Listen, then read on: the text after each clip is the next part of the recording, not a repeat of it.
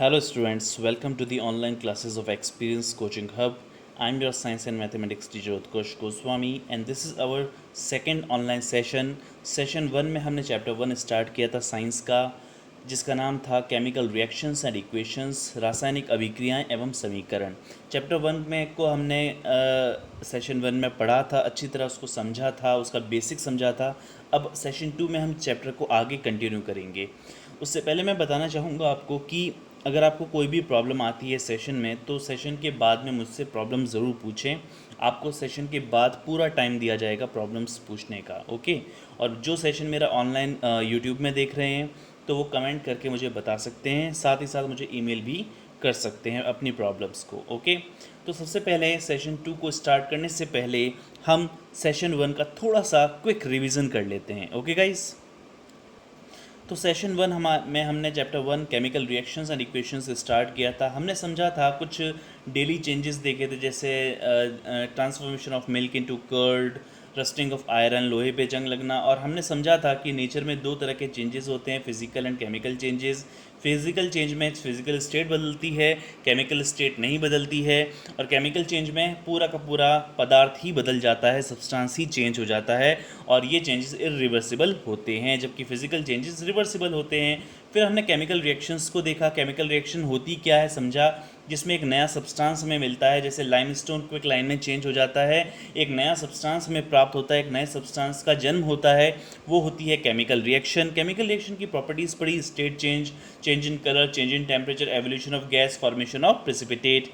इसको हमने थोड़ी स्टडी किया कि अवस्था कैसे परिवर्तित होती है, रंग कैसे परिवर्तित होता है, ताप कैसे परिवर्तित होता है, गैस का निर्माण कैसे होता है, एवोल्यूशन ऑफ गैस कैसे होता है, फॉर्मेशन ऑफ प्रेसिपिटेट को भी हमने समझा था। तो ये हमने कुछ इसमें टॉपिक्स हमने देखे थे। और फिर हमने लास्ट में केमिकल रिएक्शन की रिप्रेजेंटेशन देखी कि रिएक्टेंट्स और प्रोडक्ट्स, लेफ्ट वाले होते हैं रिएक्टेंट्स, राइट वाले होते हैं प्रोडक्ट्स। और जैसे हमने एक रिप्रेजेंट किया था, कार्बन प्लस ऑक्सीजन जब बनाती है कार्बन डाइऑक्साइड, उसको हम सिंबॉलिक रिप्रेजेंटेशन कैसे लिखते हैं, कार्बन को सी लिखते हैं, ऑक्सीजन क्योंकि एक मॉलिक्यूल होता है तो O2 क्या बनाता है, CO2। और हमने समझा था कि केमिकल रिएक्शन जो होती है वो क्या किसको फॉलो करती है, law of conservation of mass, यानी कि द्रव्यमान संरक्षण के नियम को वो फॉलो करती है। अब हम आज समझेंगे कि इक्वेशन अगर बैलेंस ना हो तो उसे बैलेंस कैसे करें। तो आज हम दो तरह की, जैसे एक रिएक्शन को हम पढ़ेंगे बैलेंस्ड केमिकल रिएक्शन, और एक इक्वेशन को पढ़ेंगे अनबैलेंस्ड केमिकल इक्वेशन।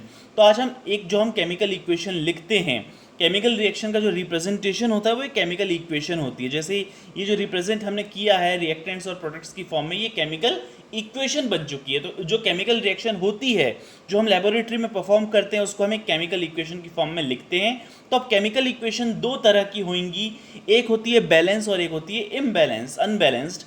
तो दो तरह की इक्वेशंस को हम इसको समझेंगे, और अनबैलेंस्ड केमिकल इक्वेशन को हम बैलेंस करना आज के सेशन में सीखने वाले हैं। तो आज हम सेशन 2 को स्टार्ट करते हैं। तो आज हम सेशन 2 को स्टार्ट करते हैं गाइस। सबसे पहले जो यूट्यूब में मेरा ये वीडियो देख रहे हैं, तो मैं उनसे रिक्वेस्ट करूंगा कि मेरे चैनल को आप सब्सक्राइब कर लें, और अगर आपको वीडियो अच्छा लगता है तो वीडियो को लाइक ज़रूर करें और अपने रिव्यूज़ दें। और साथ में अगर कोई आपको प्रॉब्लम है तो मुझे प्रॉब्लम अपनी बताइए कमेंट सेक्शन पे, ओके।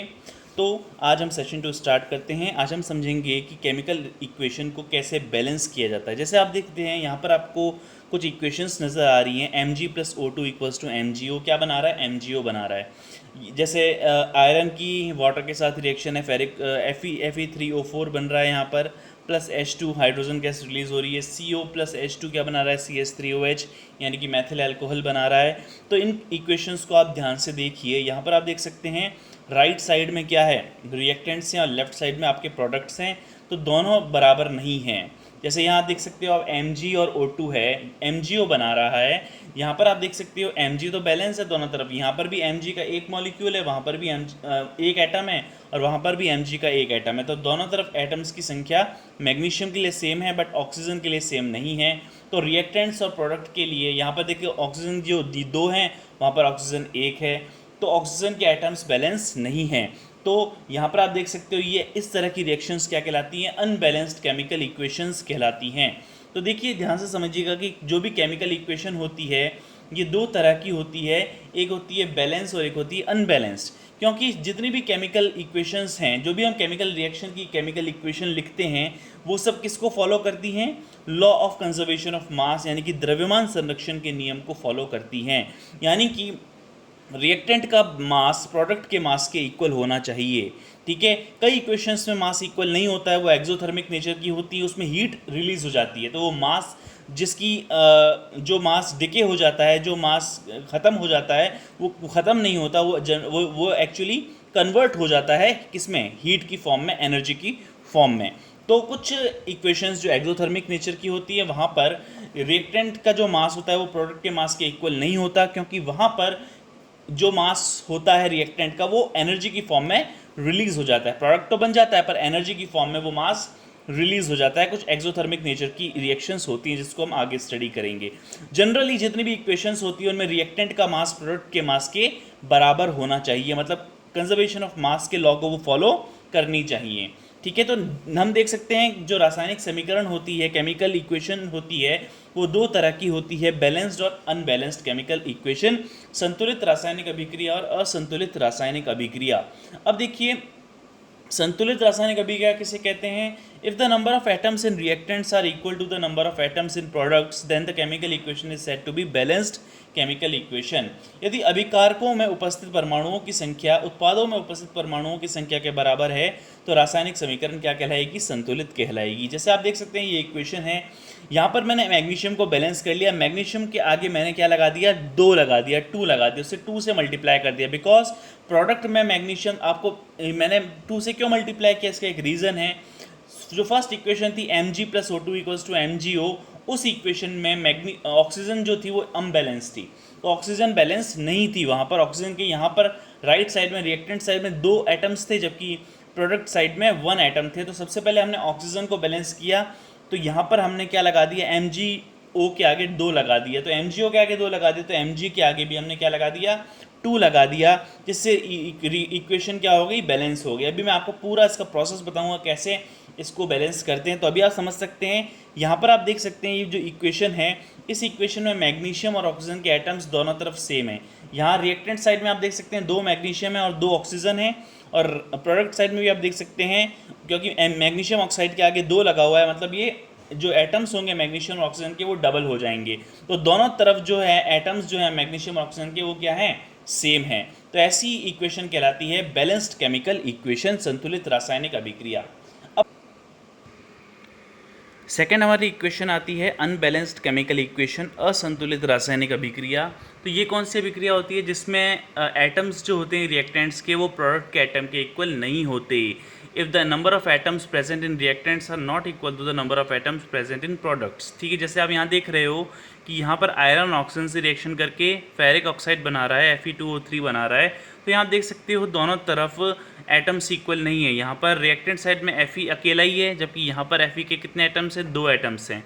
यहाँ पर ऑक्सीजन के 2 एटम्स है राइट साइड में, लेफ्ट साइड में, राइट साइड में ऑक्सीजन के 3 एटम्स हो गए। तो देखिए दोनों तरफ से एटम्स जो हैं वो बराबर नहीं है। तो ऐसी इक्वेशन क्या कहलाती है? अनबैलेंस्ड केमिकल इक्वेशन कहलाती है। तो 2 तरह की रिएक्शंस होती हैं, एक तो बैलेंस्ड और एक सॉरी 2 तरह की केमिकल इक्वेशन होती हैं। एक्चुअली केमिकल इक्वेशन जो होती है वो केमिकल रिएक्शन की ही रिप्रेजेंटेशन होती है, तो हम उसको केमिकल रिएक्शन भी कह सकते हैं। तो केमिकल इक्वेशंस कितने टाइप्स की होती हैं? 2 तरह की होती हैं, बैलेंस और अनबैलेंस्ड केमिकल इक्वेशंस। ठीक है, संतुलित और असंतुलित रासायनिक अभिक्रिया। अब देखिए, हम कुछ केमिकल इक्वेशंस को, जो अनबैलेंस्ड केमिकल इक्वेशंस हैं, उनको हम बैलेंस करना यहाँ पर सीखेंगे। तो आपको स्क्रीन में कुछ इक्वेशंस नज़र आ रही हैं, तो ये बैलेंस नहीं है। ठीक है, मैग्नीशियम और ऑक्सीजन की जो रिएक्शन है, इसको हमने बैलेंस करके देखा था। अभी जब मैंने आपको बैलेंस्ड केमिकल इक्वेशन बताई थी, तो वहाँ पर मैंने आपको बताया था, वहाँ पर 2 से मल्टीप्लाई किया था। तो हम इसको तरीका सीखेंगे कि कैसे बैलेंस करते हैं। और भी बहुत सारी इक्वेशंस हैं जो अनबैलेंस्ड हैं। यहाँ पर आयरन की H2O के साथ रिएक्शन है, जिसमें Fe3O4 बन रहा है, CO+H2 है, क्या बना रहा है? CH3OH बना रहा है, मैथिल अल्कोहल बना रहा है। तो ऐसी इक्वेशंस को हम बैलेंस करेंगे। तो बैलेंस कैसे किया जाता है, संतुलित कैसे किया जाता है, इसका हम स्टेप बाय स्टेप तरीका सीखेंगे। तो देखिए हमने एक इक्वेशन ली है सोडियम हाइड्रोक्साइड की H2SO4 यानी सल्फ्यूरिक एसिड के साथ रिएक्शन, जिसमें क्या बन रहा है Na2SO4 बन रहा है यानी सोडियम सल्फेट बन रहा है, और H2O यानी वाटर बन रहा है। तो यहाँ पर हम इस इक्वेशन को बैलेंस करेंगे।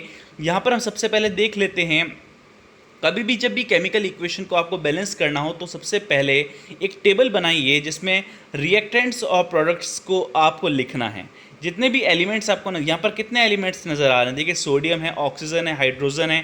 पूरी इक्वेशन में जितने भी एलिमेंट्स हैं उनको सबसे पहले देखिए। आप देख सकते हैं यहाँ पर सोडियम नज़र आ रहा है, ऑक्सीजन नज़र आ रहा है, हाइड्रोजन नज़र आ रहा है बस, और सल्फर नज़र आ रहा है। ठीक है, तो ये आपको यहाँ पर 4 एलिमेंट्स नज़र आ रहे हैं, सोडियम, ऑक्सीजन, हाइड्रोजन और सल्फर। इनको आपको बैलेंस करना है। अब रिएक्टेंट साइड में देखिए, रिएक्टेंट साइड में आप देख सकते हैं कितने, जितने भी एलिमेंट्स हैं तो आप यहाँ उनके एटम्स देखिए। तो रिएक्टेंट्स में उनके कितने एटम्स हैं उसको आप टेबल में लिख लीजिए। तो देख सकते हैं सोडियम का तो यहाँ एक ही एटम है। ठीक है, सोडियम कितने, एक ही है। हाइड्रोजन यहाँ पर कितने नज़र आ रहे हैं आपको, हाइड्रोजन यहाँ पर आपको 2 नज़र आ रहे हैं, आप देख सकते हैं। हाइड्रोजन यहाँ कितने, एक H2 और एक H है, तो यहाँ पर तो हो गए 3। ठीक है, एटम्स की हम बात करेंगे तो यहाँ आपको H2 नज़र आ रहा है, तो ये 2 हाइड्रोजन हो गए और एक और हाइड्रोजन यहाँ पर NaOH के साथ दे रखा है। तो कुल मिला के रिएक्टेंट साइड में यानी अभिकारकों की साइड में कितने हाइड्रोजन हो गए, 3 हाइड्रोजन हो गए। तो हमने नोट कर लिया 3 हाइड्रोजन। अब सल्फर देखिए, ध्यान से देखिए यहाँ सल्फर कितने हैं, तो सल्फर तो अकेला ही है, सल्फर अकेला है तो हमने यहाँ सिर्फ सल्फर 1 लिख लिया, 1 लिख लिया रिएक्टेंट्स में। अब प्रोडक्ट साइड में आते हैं, देखिए सोडियम कितने हैं, सोडियम Na2 हो गया है तो सोडियम 2 हो गए हैं। सल्फर अकेला है, सल्फर 1 ही है। ऑक्सीजन कितने हैं, 4 हैं। यहाँ पर ऑक्सीजन 4 नहीं है, ध्यान से देखिए, ऑक्सीजन यहाँ पर 5 नज़र आएंगे आपको। कैसे, एक ऑक्सीजन Na2SO4 में देखिए यहाँ पर कितने ऑक्सीजन है, 4। एक ऑक्सीजन यहाँ पर है तो 4 और 1 कितने हो गए, 5 हो गए। H2O में एक ऑक्सीजन आपको नज़र आ रहा है, Na2SO4 में 4 ऑक्सीजन नज़र आ रहे हैं, तो 4 + 1 कितने हो गए, 5 ऑक्सीजन प्रोडक्ट साइड में हो गए। तो ऑक्सीजन कितने हो गए, 5 हो गए।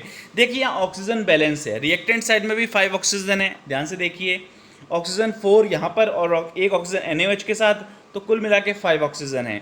तो रिएक्टेंट और प्रोडक्ट साइड में ऑक्सीजन के नंबर क्या हैं, सेम है। ठीक है, ऑक्सीजन ध्यान से देखिए, प्रोडक्ट साइड में भी देख लीजिए, Na2SO4 में O4 जो है वो ऑक्सीजन का नंबर रिप्रेजेंट कर रहा है, मतलब ऑक्सीजन के 4 एटम्स हैं।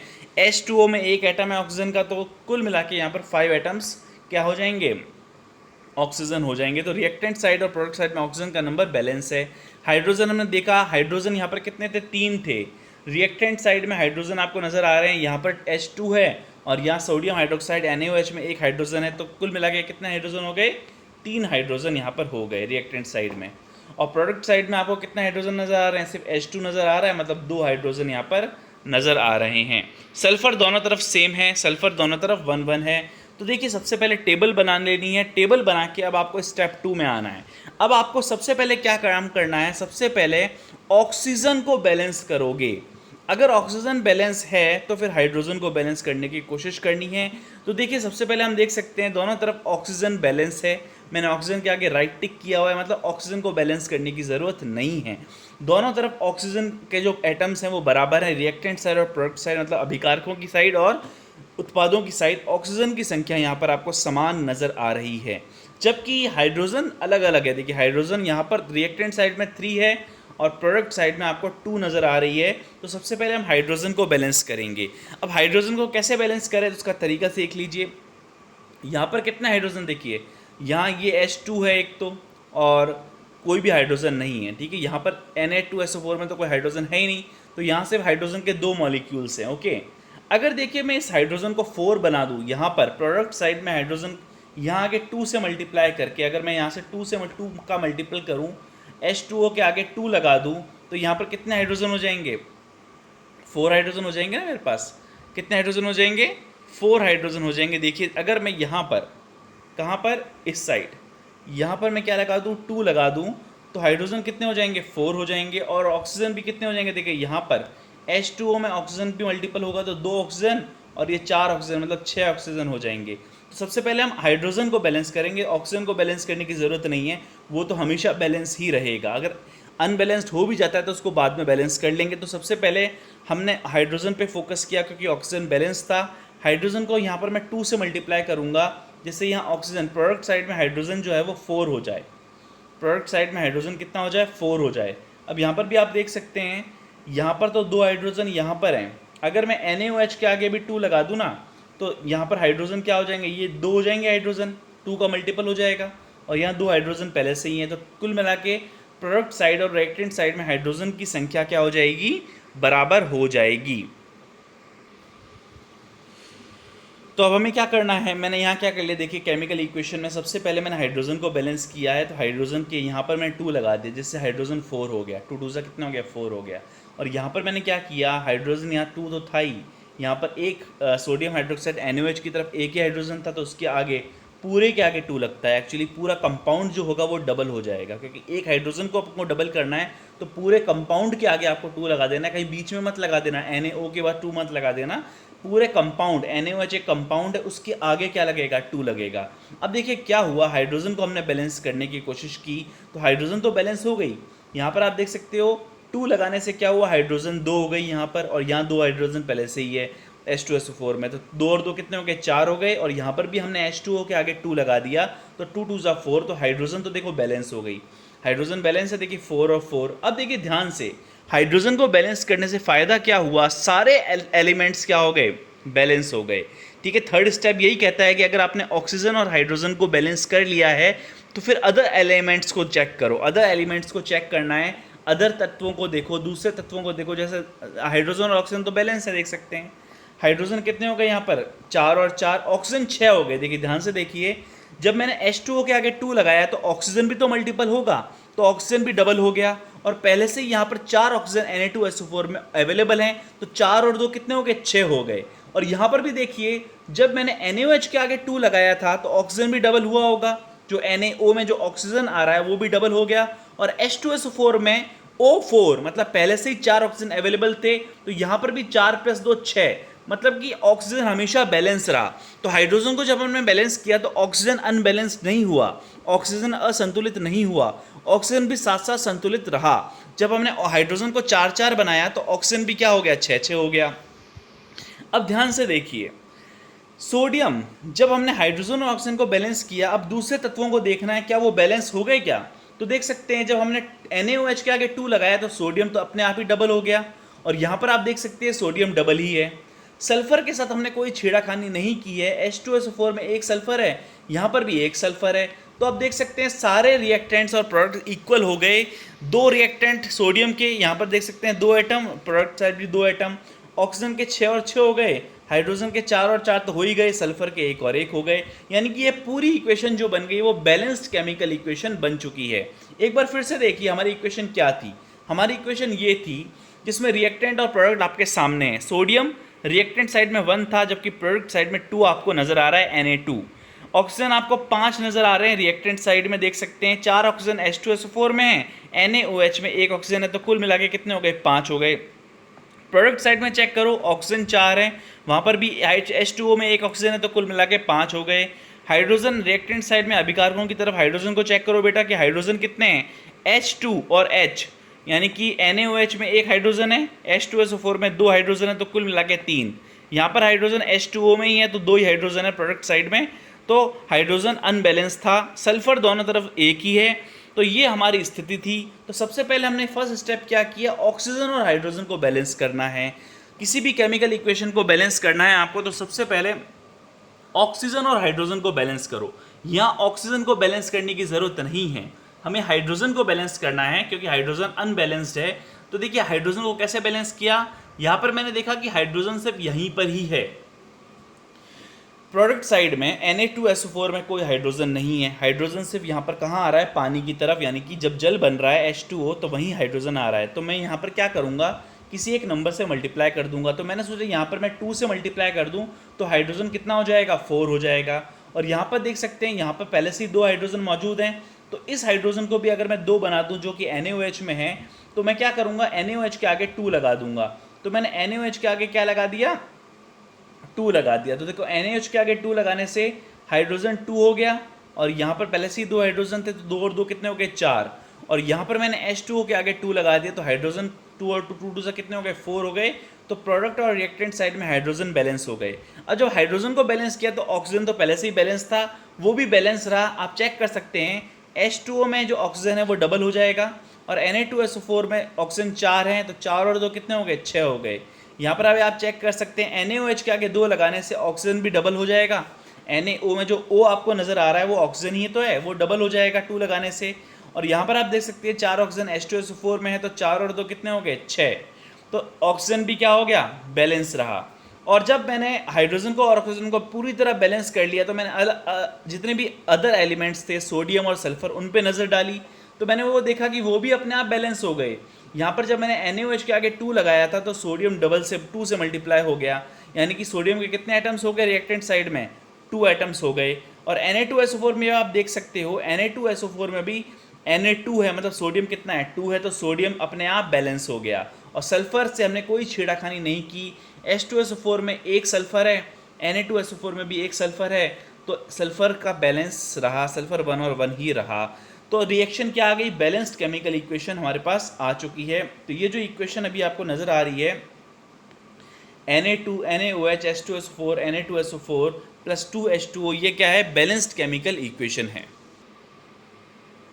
तो ये जो केमिकल इक्वेशन आपको नज़र आ रही है, ये क्या है, बैलेंस्ड केमिकल इक्वेशन है। 2 NaOH H2SO4 Na2SO4 plus 2H2O।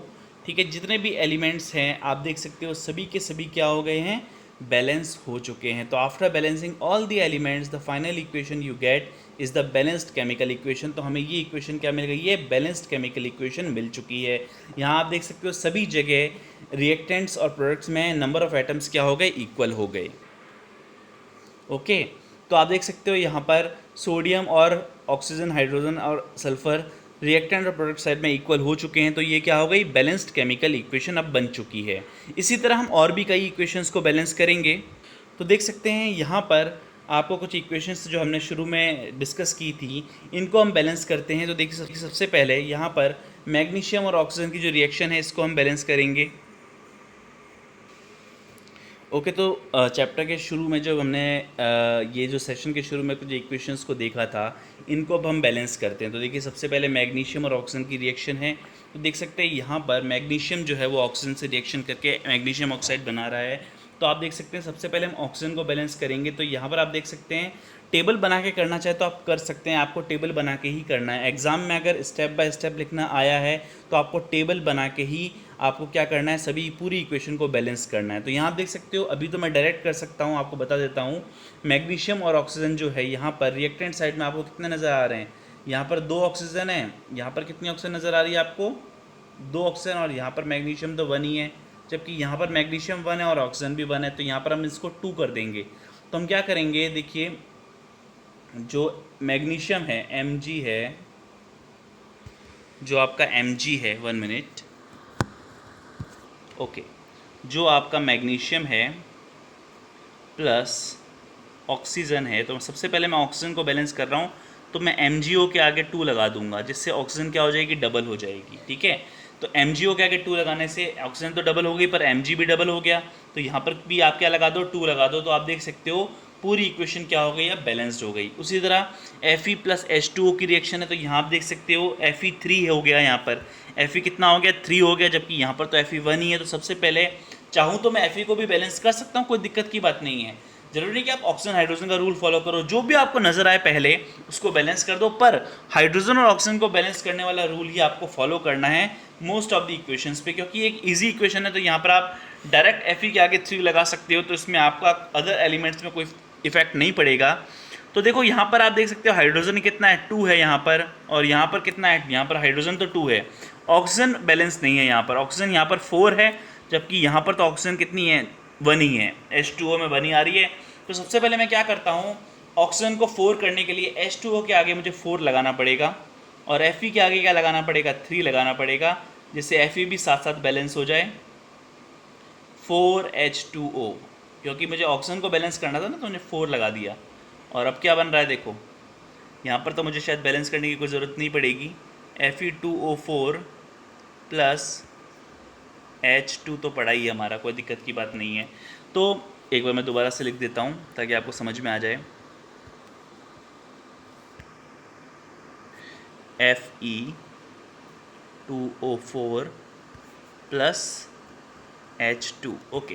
तो देख सकते हैं Fe3, सॉरी 1 मिनट, Fe3 है ना हमारा, Fe3O4 प्लस H2। ओके, तो आप देख सकते हैं यहाँ पर पूरी इक्वेशन अब बैलेंस हो चुकी है। 3Fe हो गए और यहाँ पर भी 3Fe है। ऑक्सीजन यहाँ पर 4 थे, यहाँ पर मैंने 4 से मल्टीप्लाई कर दिया तो ऑक्सीजन कितने हो गए, पर यहाँ पर हाइड्रोजन अनबैलेंस्ड हो गया क्योंकि 4 2 से कितने होते हैं, 8 होते हैं। तो अब मुझे हाइड्रोजन को बैलेंस करना पड़ेगा, तो हाइड्रोजन के आगे क्या लगा दूँ मैं, H2 को 4 लगा दो यहाँ पर, H2 के आगे 4 लगा दो तो 4 लगा दो यहाँ पर। एक बार मैं इक्वेशन को थोड़ा सा मैं आपके लिए दोबारा लिख देता हूँ ताकि आपको समझ में आ जाए। ये इक्वेशन क्या थी, देखिए 3Fe प्लस 4H2O, तो यहाँ पर क्या बन गया हमारा Fe3O4 प्लस, अब यहाँ पर मुझे 4H2 करना पड़ेगा। 4H2 क्यों करना पड़ेगा, क्योंकि यहाँ पर मैंने जब 4 लगा दिया तो हाइड्रोजन भी तो डबल हो जाएगा, 4 2 ज़ा 8 हो जाएगा, और यहाँ पर भी H2 तो अकेला है, तो यहाँ पर मैंने हाइड्रोजन के आगे 4 लगा दिया ताकि हाइड्रोजन भी क्या रहे, बैलेंस रहे साथ साथ। तो पूरी इक्वेशन आप देख सकते हैं, रिएक्शन जो है वो बैलेंस हो चुकी है। 3Fe plus 4H2O equals to क्या बन गया, Fe3O4 प्लस 4H2।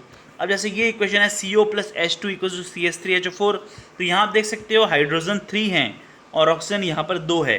तो सबसे पहले मैं ऑक्सीजन यहाँ पर देखो 3 और यहाँ पर ध्यान से देखो 3 और 1 4 ऑक्सीजन है, 4 ऑक्सीजन है यहाँ पर और यहाँ पर तो 2 है, तो बहुत ईजी है। इसके आगे मैं अगर 2 लगा दूँ तो ये इक्वेशन अपने आप ही बैलेंस हो गई। देखो CO plus 2H2O equal CH3HO4 CH3O4, तो यहाँ देख सकते हो जब 2 लगा दिया मैंने इसके आगे तो हाइड्रोजन कितनी हो गई, 4 हो गई, और यहाँ पर तो 4 है ही, H3 और एक H यहाँ पर तो 4। ऑक्सीजन और कार्बन पे कोई फर्क नहीं पड़ा है, दोनों तरफ बैलेंस ही है, तो ये क्या बन गई, एक बैलेंस्ड केमिकल इक्वेशन हो गई। CO प्लस 2H2 क्या बन गया, CH3O4, मतलब कि आपका मैथिल अल्कोहल बन गया। तो ये क्या बन गई, बैलेंस्ड केमिकल इक्वेशन बन गई। होप आपको ये समझ में आया होगा टॉपिक, मैंने पूरा समझाने की कोशिश की अच्छी तरह। अगर आपको फिर भी कोई डाउट आता है तो सेशन के लास्ट में ज़रूर पूछना। अब मैं आपको कुछ इक्वेशंस होमवर्क के लिए दूंगा बैलेंस करने के लिए, तो सबसे पहले उस होमवर्क को आप चेक कर लें। एनसीईआरटी का क्वेश्चन नंबर 6, आपकी जो बुक का एनसीईआरटी का क्वेश्चन नंबर 6 है, balance the following chemical equations. इसमें आपको यहाँ पर 4 इक्वेशंस नज़र आ रही हैं, तो जो मैंने आपको मेथड बताया उस मेथड से आप इसको सॉल्व करने की कोशिश कीजिएगा। यहाँ पर आप देख सकते हैं CaOH होल ट्वाइस नज़र आ रहा है आपको, कैल्शियम हाइड्रोक्साइड। तो होल ट्वाइस में क्या होता है, अगर जो लास्ट में जो नंबर लिखा होता है 2 का, उसमें क्या होता है, ऑक्सीजन और हाइड्रोजन दोनों डबल हो जाएंगे। जैसे यहाँ पर NO3 होल ट्वाइस है तो नाइट्रोजन भी डबल हो जाएगा, और ऑक्सीजन 3 है, इसको 2 से मल्टीप्लाई करो तो 6 ऑक्सीजन हो जाएगी। तो अब आप इसको बैलेंस करने की कोशिश करना। रूल वही है, सबसे पहले ऑक्सीजन और हाइड्रोजन को बैलेंस करना है आपको। जब वो बैलेंस हो जाते हैं तो अदर एलिमेंट्स को आपको बैलेंस करना है। ओके, तो ये 3 स्टेप में आप पूरी इक्वेशन को बैलेंस करना सीख जाओगे। तो ये आपका होमवर्क रहेगा, इसका मैं सॉल्यूशन आपको नेक्स्ट सेशन में बताऊंगा। अब देखिए कुछ केमिकल इक्वेशंस होती हैं, इसमें कुछ उनकी कंडीशंस होती हैं, कुछ स्पेशल कंडीशंस में होने वाली इक्वेशंस होती है। जैसे हमारा फोटोसिंथेसिस है, प्रकाश संश्लेषण है, उसके लिए उसको क्या चाहिए, प्रकाश की ज़रूरत होती है। क्लोरोफिल में जब सनलाइट पड़ती है, प्रकाश पड़ता है, तब जाके ग्लूकोज का निर्माण होता है। कार्बन डाइऑक्साइड और वाटर रिएक्शन करते हैं in the presence of sunlight, तो क्या बनाते हैं, ग्लूकोज बनाते हैं और ऑक्सीजन बनाते हैं और थोड़ा सा वाटर बनता है। तो यहाँ पर आप देख सकते हो कुछ इक्वेशंस दे रखी हैं, तो इसमें क्या बताया गया है कि जितनी भी इक्वेशंस होती हैं, केमिकल रिएक्शंस होती हैं, तो हम केमिकल इक्वेशन लिखते समय, किसी भी केमिकल रिएक्शन की केमिकल इक्वेशन लिखते समय उसकी कंडीशंस को भी हम लिखते हैं कि उसमें कितना टेम्परेचर रहा, कितना प्रेशर रहा और कौन सा कैटालिस्ट, कौन सा उत्प्रेरक यूज़ हुआ। रिएक्शंस को तेज करने के लिए या स्लो करने के लिए हम कैटालिस्ट का यूज़ करते हैं। तो आप यहाँ देख सकते हो ये जो इक्वेशन है मेथिल अल्कोहल बनने वाली CH3OH वाली, इसमें 340 एटमॉस्फेरिक प्रेशर ऊपर इसका प्रेशर लिखा गया है कि 340 एटमॉस्फेरिक प्रेशर में कार्बन मोनोऑक्साइड की हाइड्रोजन के साथ रिएक्शन होती है। उसी तरह यहाँ पर आप देख सकते हो जो हमारा फोटोसिंथेसिस है, CO2 H2O के साथ रिएक्शन करता है सनलाइट की प्रेजेंस में। क्लोरोफिल पे जब सनलाइट पड़ती है, क्लोरोफिल आपका जो पर्णहरित होता है, जो एक पिगमेंट है, ग्रीन पिगमेंट होता है जो कि फोटोसिंथेसिस करवाता है, तो जब उस पर सनलाइट पड़ती है तब जाके कार्बन डाइऑक्साइड वाटर रिएक्शन करके ग्लूकोज फॉर्म करते हैं और ऑक्सीजन बनाते हैं। तो यहाँ पर आप देख सकते हो ये रिएक्शन की जो कंडीशंस है वो एरो के ऊपर लिखी जाएंगी। कोई भी जो केमिकल रिएक्शन है उसकी जब हम इक्वेशन लिखेंगे तो उसकी जो कंडीशंस हैं वो हम एरो के ऊपर लिखते हैं। और कई बार एक्सोथर्मिक रिएक्शंस होती है उसमें के आगे जो प्रोडक्ट बनता है उसके आगे प्लस डेल्टा लगा देते हैं। डेल्टा एक ट्रायंगल का जो साइन होता है डेल्टा वो लगा देते हैं। वो क्या रिप्रेजेंट करता है, वो हीट को रिप्रेजेंट करता है कि हीट वहाँ पर क्या हो रही है, रिलीज हो रही है। प्लस डेल्टा शो करता है एक्सोथर्मिक, माइनस डेल्टा शो करता है एंडोथर्मिक रिएक्शंस को। अब ये जो रिएक्शंस है इसको हम आगे डिस्कस करेंगे। एंडोथर्मिक क्या होता है, एक्सोथर्मिक क्या होता है, ये टाइप्स ऑफ रिएक्शंस में देखेंगे।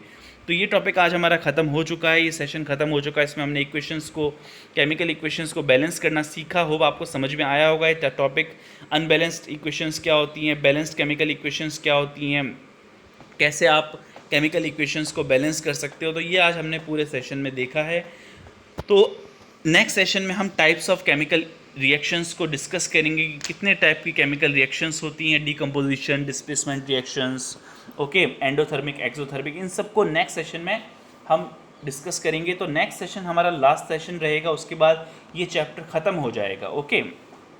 अब जो भी आपको इस सेशन में जो भी डाउट रहा है तो सेशन के लास्ट में आप मुझसे ज़रूर पूछिएगा। सेशन के लास्ट में आपको ज़रूर पूरा का पूरा टाइम दिया जाएगा।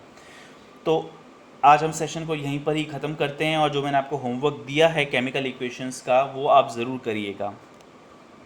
एनसीईआरटी का क्वेश्चन नंबर 6 आज का होमवर्क है, तो इसको ज़रूर अपने आप ट्राई कीजिएगा। जो मैंने आपको मेथड बताया केमिकल इक्वेशन को बैलेंस करने का, तो उस मेथड से आप ज़रूर कीजिएगा। आप सभी इन इक्वेशंस को बैलेंस कर पाओगे, ओके।